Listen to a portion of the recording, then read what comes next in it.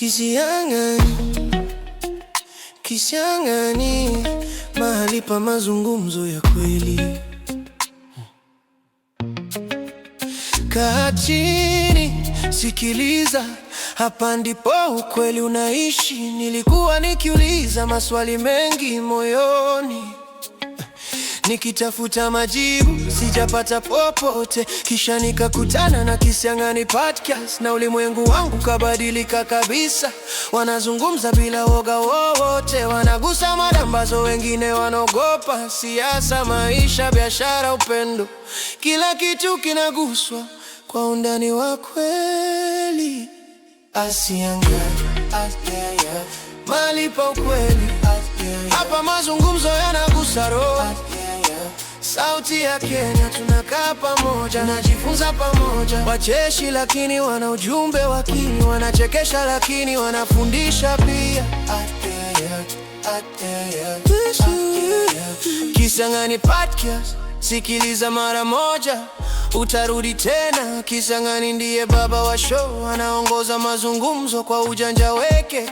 Duta, mama wa podia, yule mwenye nguvu, sauti yake inaingia moyoni moja kwa moja. Halaiki anakuja na energy ya moto, anasema ukweli hata ukiumiza kidogo. George anabeba hekima yake pole pole, maneno yake machache lakini yana uzito. Na Mary ya Prude, anti wa pode, yeye ndiye anayeka kila kitu sawa. Vicheko vyake vinafunika studio nzima, na wisdom yake nashangaza kila wakati. Pamoja wao watano ni familia moja, familia ambayo Kenya nzima imejiunga. Kila iso ni mkutano wa nyumbani, ambapo kweli unasemwa bila aibu.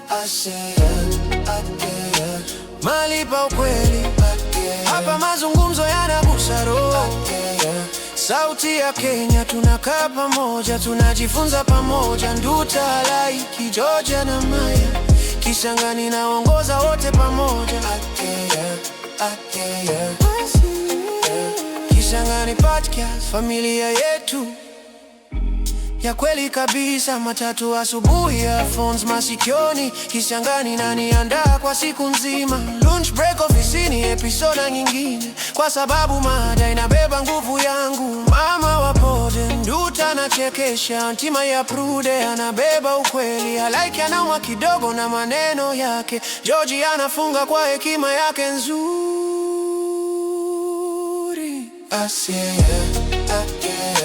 Mahali pa ukweli. Hapa mazungumzo yanagusa roho. Sauti ya Kenya, tunakaa pamoja, tunajifunza pamoja. Wacheshi lakini wana ujumbe wa kina, wanachekesha lakini wanafundisha pia. Kenya inakupenda, Kenya inakusikiliza. Kisiangani, Kisiangani, Kisiangani. Duta, Laiki, George, Maria, familia yetu, podcast yetu. Endelea, endelea daima.